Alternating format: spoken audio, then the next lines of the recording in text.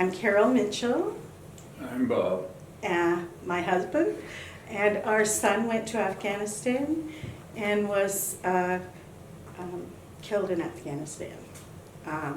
So it's been almost 14 years now, but of course, it doesn't matter how long it is.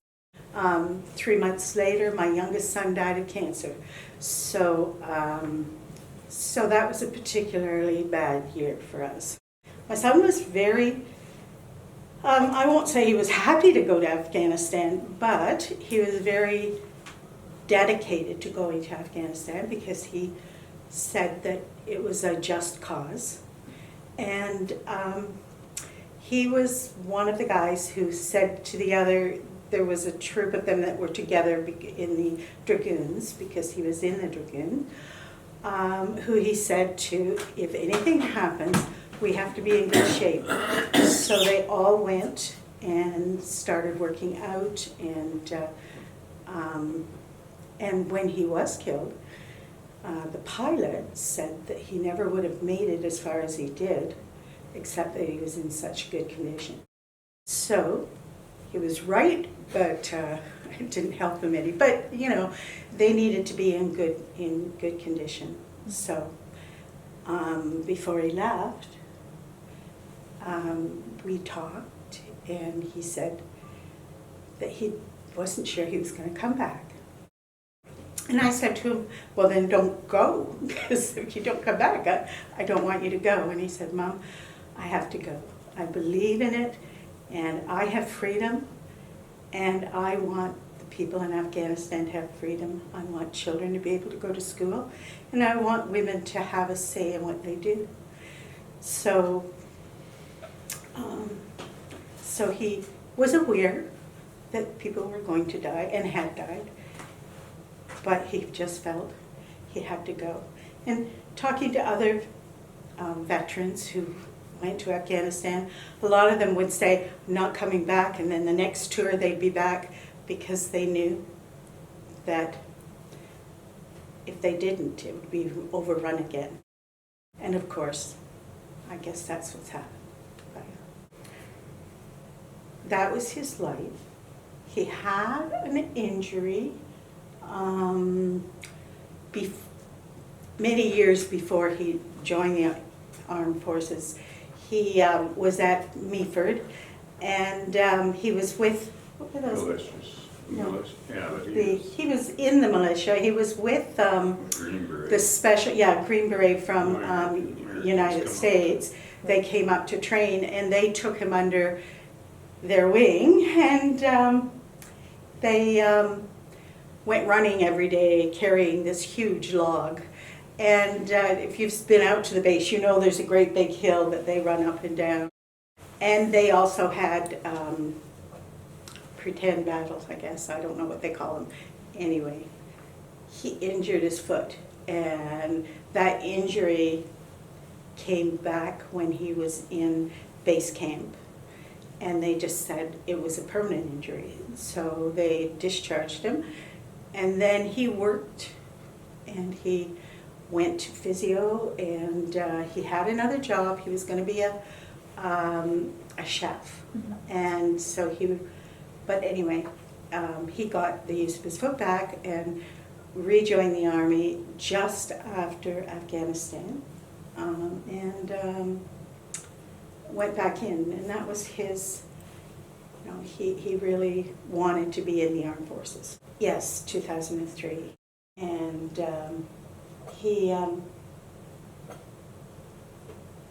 when he was there, they had Operation Medusa.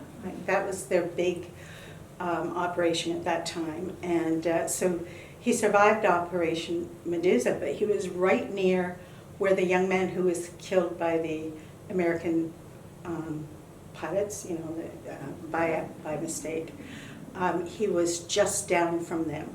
So he saw it all, and he told us, it was really scary. He survived that battle. But then they hit 4 places at the same time in retaliation, and that was when he was killed. So,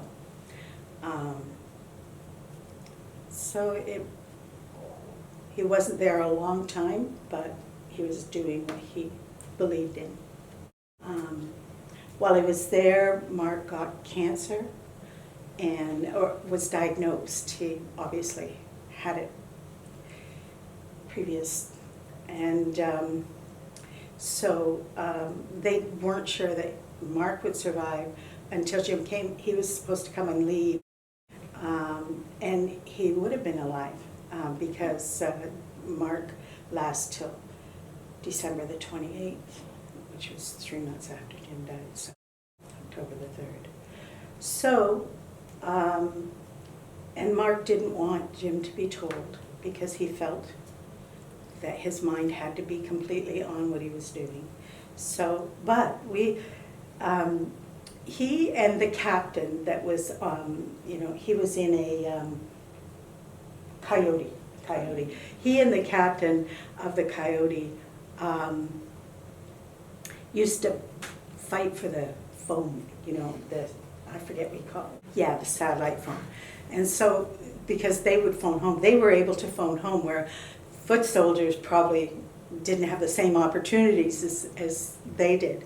And so he did phone home about 2 or 3 days before he died.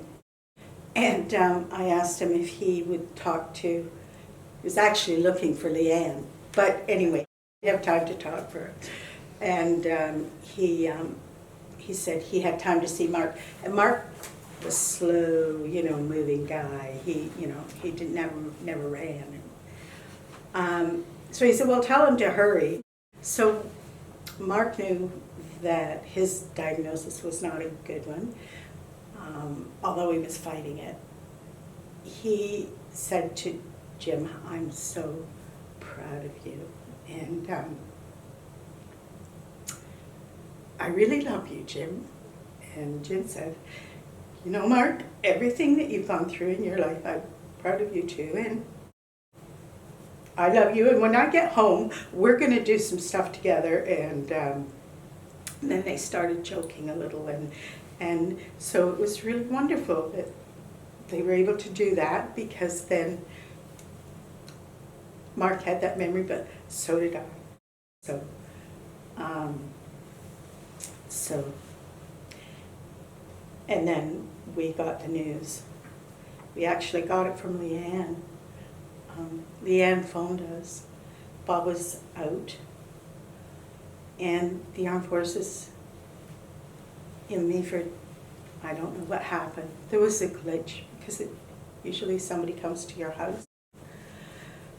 But Leanne phoned me and he said, your son is dead. And I said, what are you saying? She said, Jim, she called him Rob. His name was Robert Thomas James. He was Jim all the time, but he got sick of Bennett String because, when you go to school and everything, they call you by your first name, which was Robert. She always knew him as Rob.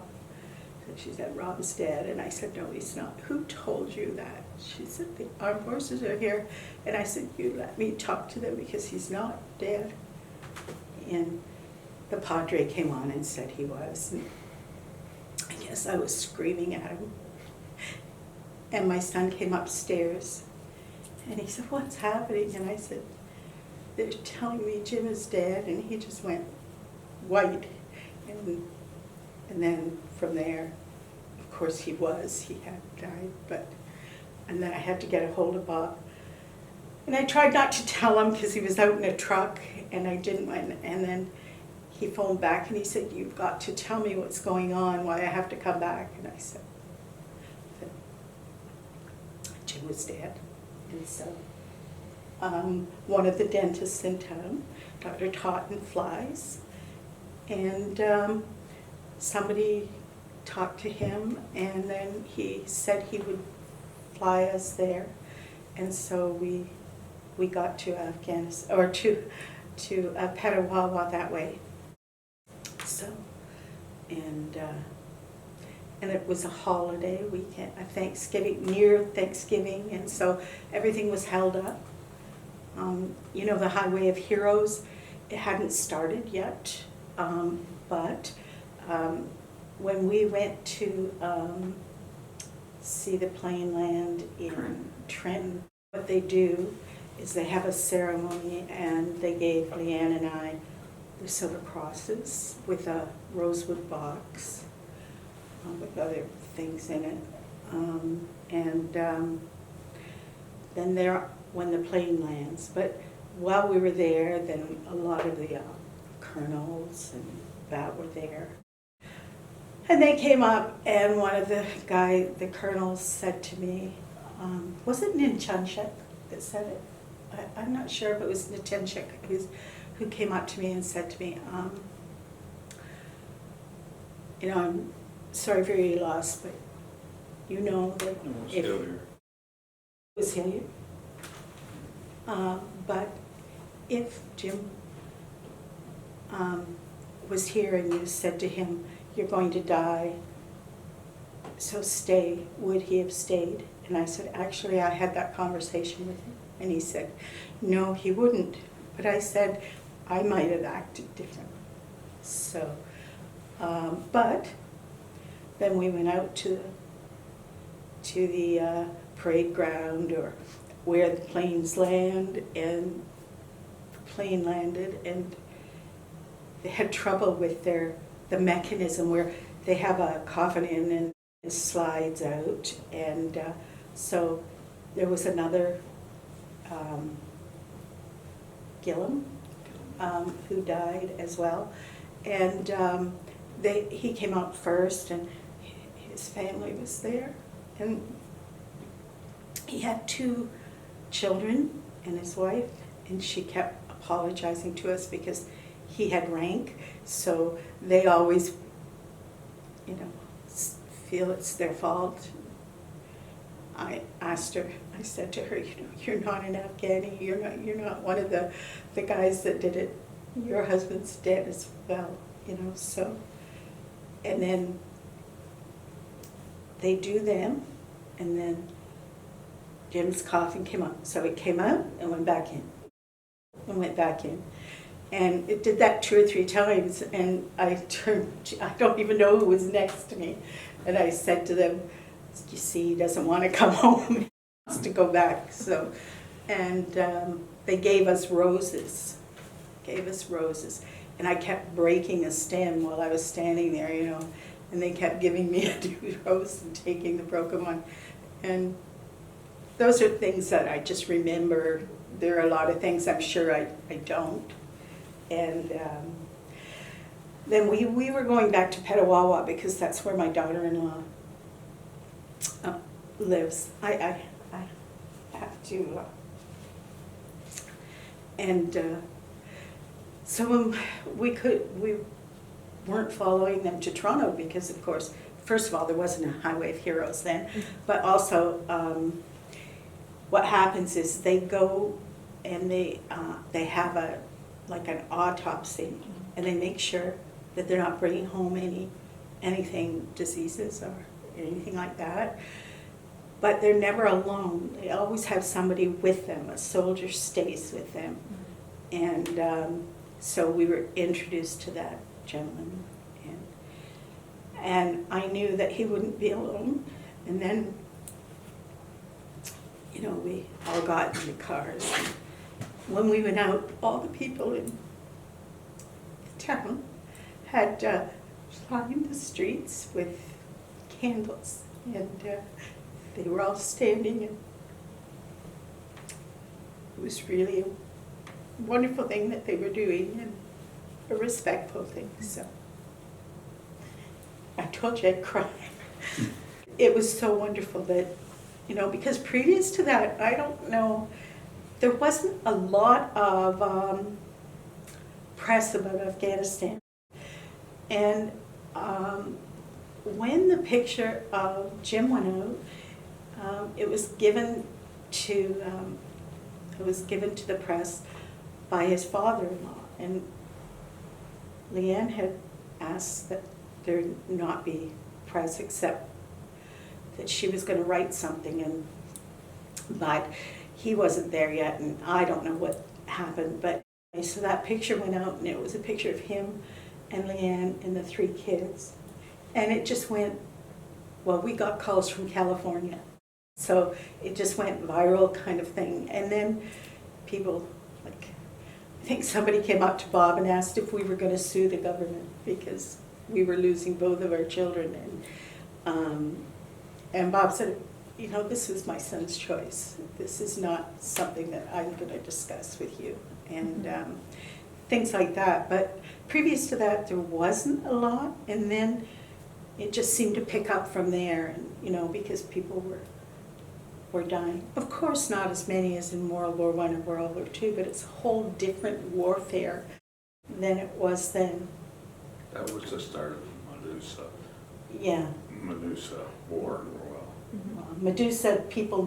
they weren't fighting back, but they were fighting back that last couple of days. Yeah. So it was.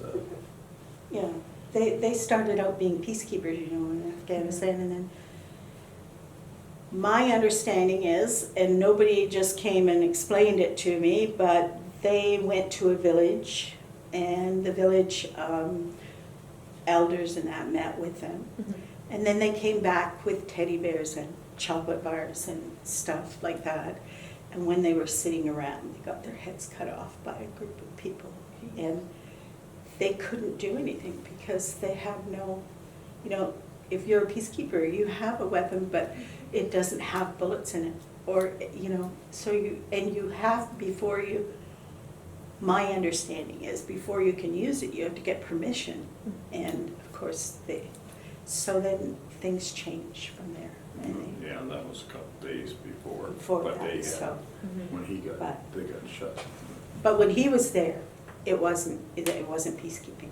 So he had been accepted into special forces, and he asked that he could go to Afghanistan with their small company, the Dragoons, and there were three of the Coyotes. They have the Coyotes. Anyway, however many there were, it's not a huge number. Nine coyotes there. And 2 went together all the time. And so, no. It was just, they started. Now, we heard funny things. It might not be funny to people, but they were driving along, and Jim said to the captain, you know, oh, I think I see somebody over there. I think I see something. I need to, you know, I should. He did the gun. He was the. He did the guns. He was. So he said, you think you see something? Yeah, over there. You see over there, and it was a washing line, but it was an empty town. But it was a washing line. They had gone, but there was some clothes on it. And so they shot her wash off the line, and they thought that was a big funny thing. And he, you know, I think when you're doing deathly things, you have to have something to relieve the pressure. I know one of the guys told me my son was 6'2", somewhere 6. Anyway, he was tall, and so he was walking up a hill, and his friend, his buddy, was at the top of the hill already and was trying to get these guys to show their hands, because, you know, they have, you don't know what they have. Gowns on. Yeah, so anyway, and they wouldn't. He kept saying, show your hands. And then Jim started coming over the hill as he was walking up, and he was little, and they showed their hands. So things like that you couldn't laugh at. But I know there were awful things happening too. So, but he believed in it, and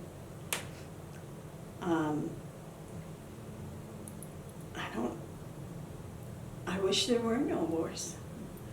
And every time hear something happening, it's very hard because you don't want anybody else to die either.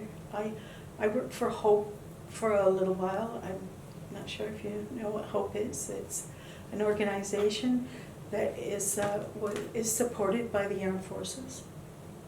And so it's a group of people who have lost either a husband or a wife, a child in a war, or in any part of the armed forces. So if you have a heart attack, then the people in Hope, they have some training. We're just to be peers to say we've experienced death and how, and then, so I worked for five or 6 years doing that. And you just phone them, and so most of them you phone once a week, and then it just gets less and less until they're, and then some of them might join Hope. Now, if you do that long enough, and there are a lot of people that are kind of experiencing too much of what you were experiencing, after a while you get like PTSD, and you just have to recognize that it's too hard for you, and you have to step back. And I think I got 5-year papers, so it'd be 6 or 7 years. I then said I can't do this anymore, and I'm still in touch with Sophie. She's the person who runs it, and and she'll still say to me, "Are you sure you don't want to come back?" I say, "Oh, no, I'm in my 70s now. I'm not coming back to anything." So, but that's something that the Armed Forces has put in place, and I think it serves a really good purpose, or I wouldn't have done it. I was a psych nurse, and so I did a lot of counseling and groups and all that kind of stuff. So it kind of was in my wheelhouse, but it just was too much after a while. I think it is. I think any time is a good time, because what it says is, Carol, your son's not forgotten. We're going to remember. We remember the war that he went to. We remember that people got killed, and we want others down the road, people you'll never meet, to remember. And that's why when Owen Sound, and actually it was the Freedom Riders, they made a push to the city council to have a park in Jim's name, and so there is. It's near our house, and it's really wonderful, because every time we go, we know that people are walking in that park, and I don't care if they're walking their dogs or they're sitting there, or we have some little things that they can read and see, and they know what it is, and they'll remember because they had a park on their block, or that kind of thing. So I think we all want to be remembered. I think that we need to remember our vets, whatever kind of vets. I personally think that the Afghanistan people should be remembered, and certainly the government's done a whole lot of things, the Ontario government as well as the Canadian government, for memory for the Afghan war. And I think before this epidemic, they were going to have another retreat place for the Afghan vets.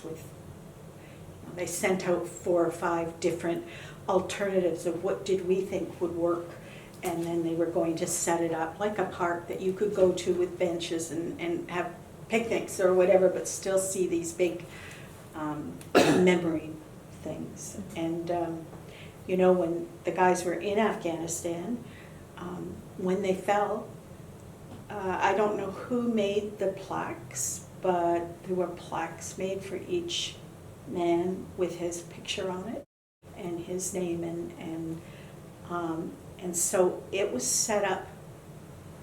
Our government, the only government that did this was, they took families of the fallen, 2 from every family, at different times. They took us to Afghanistan and showed us where approximately they died and how they lived while they were there, and they had this big setup. They had 2 actually. One was blocks that had more than one name on it, and one was the separate blocks. And just recently, I think it was just before the epidemic, when we went. No, last year. No, where they had that big thing where we went to the Department of Defense. Oh, that was a new office, that they, Yeah, when they set up their new office, they also set up a building where they put those displays, because they didn't know what they were going to do with them. So all of us who, you know, I was only too happy they could give it to me and I'd bring it home, you know, but of course they didn't want to do that. But they didn't want to put it, I don't know why they didn't want to put it in the War Museum. But anyway, it's at the Department of Defense. So it's not, you're not able to just go and see it. You have to have phone ahead. Now for us, we can just phone and we can go. And I don't know if you were a teacher and wanted to take them, you would go and phone and, you know. So, but that's where it is at the new building, and they had quite a big splash for us to go and see them and whatever. So I think they've made mistakes. Sometimes they send letters and say, we're going to have this, but we won't pay for it for you, you know. And then we'll get another letter saying, oh, that was wrong. Everything's going to be paid for. So they tried to be really good. I haven't any complaints about the government and how they served us as well. So I know other people will say things to me, but I I got different views, I won't argue with her. Well, you know, we lost both of our boys, so that's our whole family. So you know, when you're a parent, you have plans for what your life is going to be, and it's going to include the family that you've made. You're going to have Christmas together and Thanksgiving, and you're going to go on holidays, and you know, you're just going to be together. And you retire and you're going to have things then. You're going to be able to spend more time. And in one month, we had just each other, which is good. We had each other. But so our family was basically decimated. And so we have good friends who have us over for Christmas, but I never cooked a turkey since then for Thanksgiving or Christmas. When I go to church, I cry the whole time, so I don't go to church now, it doesn't mean I haven't got strong religious beliefs. It just means I just don't want to, I don't want everybody to see me crying all the time.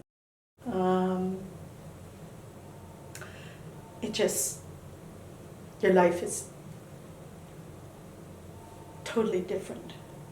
We have each other. And I know Bob had some heart problems at one point, and he was having surgery, and I phoned my girlfriend, and I said, I can't do this anymore. And, you know, she was very good, you know, supported me. But you're alone then. And I thought, okay, you can't ever die, so forget it. So we have to live forever for each other. But, you know, so we have terribly good friends, really good friends. And they're very good to us, but it's a whole, they have family. They have somebody who they can hug, and their grandkids can run up to them and be there with them. And, you know, it doesn't happen that way for us. So That's very difficult. But we have each other, we have our friends, we have our friends' children. So that's how you make it for yourselves. It's how we make it for ourselves. So, yeah, it changes your life completely. Well, I think, you know, the government having tours, I mean, they're not having them right now, but letting the kids know today what's going on and how, and just seeing some of the displays and knowing, seeing things like this where people have lost their children. I speak or did before my accident. I went to Oakville and spoke to a school there, a Catholic school. They had sent me, they sent to each one of the families of the fallen a poster saying how each one of the kids took one person. So when I got mine, I called the teacher and I thanked him, and he asked me if I'd come and speak to them. And so I went and spoke, and then the kids were, you know, it was within 2 or 3 years of, 2 years of when Jim had died. And so, 2011, 2010. was it so 4 years? It was 2010 when we went to Afghanistan, and we came home in September. Oh, okay, so that's when it September. happened then. Anyway, I mean, they all the years mesh for me, but so the kids felt what I was saying, and they wanted to do a project, and they went to city council, and they were going to, they wanted to do a park, like a veterans park, and on the Highway of Heroes, because they have a Highway of Heroes in Oakville that goes by. And what park was it? Who's that runner? Gee, Just a minute. one of our Yeah, it's on my tongue. Olympic runners. Anyway, the park's named after him. They had a big park, and then they took a section of it. Yeah, and right on the highway. Monty Avenue, Yeah, and Bronte. Bronte. Yeah, And they put a big sign up, and then Jim and a World War I vet, they did in the same year, and they put a plaque.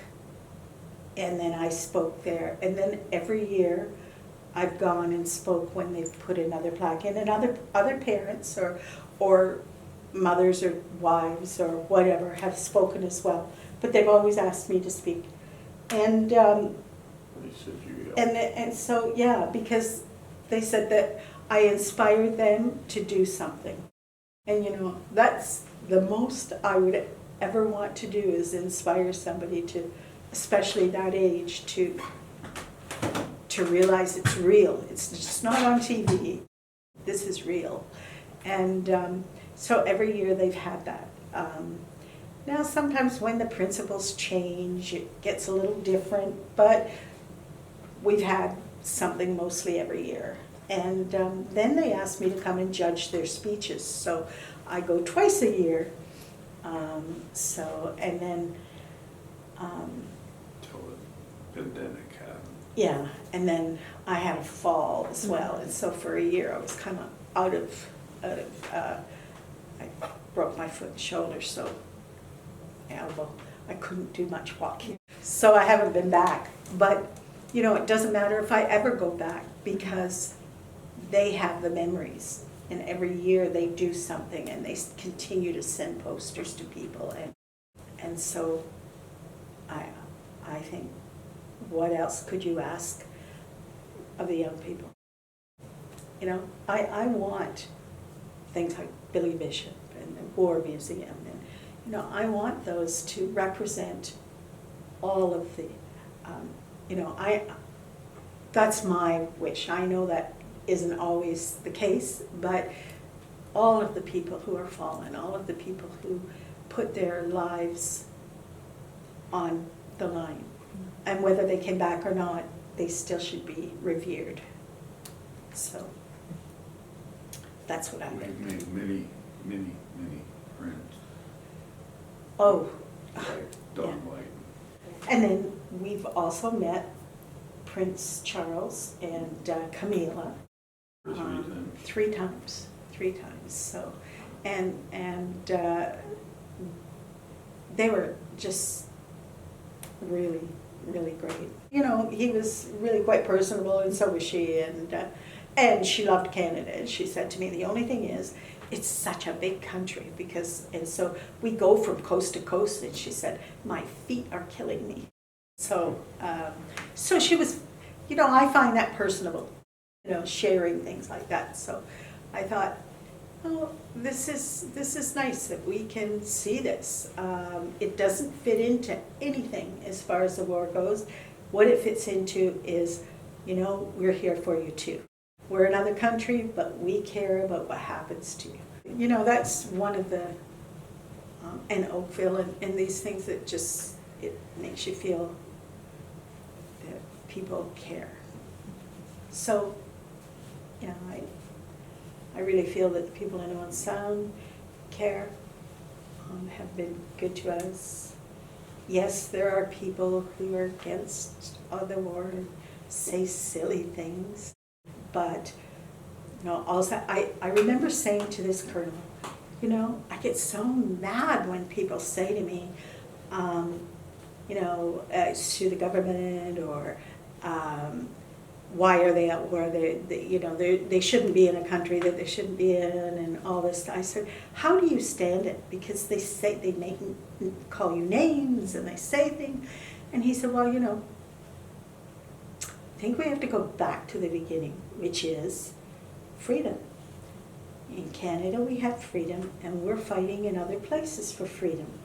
And if we really believe in freedom, then we know that they have the freedom to express their opinions. We may not agree, but they have the freedom to do it. And kind of changed my attitude a little bit too, because I didn't want them to have those opinions. I didn't want them to say those things. But now I recognize they have the right to say them, and as much right as I have. Maybe not as much, but you know, they have the right. So, well, you know, do you know when Canada pulled out of Afghanistan, one of the things that the Canadian soldiers did that the American soldiers didn't do was, and you know that when we went to Afghanistan, at that time, they knew that they were going to be pulling out, but they were still in charge. So Canada was in charge. NATO was in charge, but it was Canadians who in Kandahar. So one of the things that they always did was if they went and saved a school, then they left men there. Because what happened was when the Americans didn't do that, they'd go, they'd save the school, they'd leave to the next, and then they'd kill all the people in the school because, you know, they could come back and do that. With the Canadians, that their strategy was, once we take a spot, we take it. So in my head, I was thinking, if the Canadians leave, then does that mean that this is going to, you know, they're just going to come back? So, Which they did. so then I was getting calls, you know, like when they said that, well, of course, you know, it was overrun by, I don't know what they call them. I call them the Taliban, Al-Qaeda, whatever. They took over in Afghanistan. And people said to me, so your son died for nothing. And I said, it was a man who phoned me at home. And I said to him, you know, you're wrong. My son died fighting for freedom. And that involved the Afghan people. And you ask any woman who's in government right now, if it matters to her that the Canadians and the soldiers were there, or children female children who weren't allowed to go to school, you ask them now that they're in university or have a job, ask them. Because I went to something at the War Museum, and there was a woman there who spoke, who was in the government in Afghanistan. And she came up to me and she hugged me and she said, "Thank you for allowing your son to come to Afghanistan and gave me the chance to be the best person I could be in government and change things." And when we were there, we saw some little kids going to school, and we had our Canadian flag on different things, and she must have seen it. Anyway, she looked at me and she waved, and I waved at her, and she said, she had a school bag on. She pointed to her school bag and she did this. Well, does that sound like they died for nothing? Not to me. They died for freedom. And no, I don't like what happened, but I can't change that. What I can change is to support all of these people who are now back, and that's all I can do. And now there's going to be other wars, and there's going to be other things happen, and we have to do for them what we did for the Afghans. To me, that's how I feel.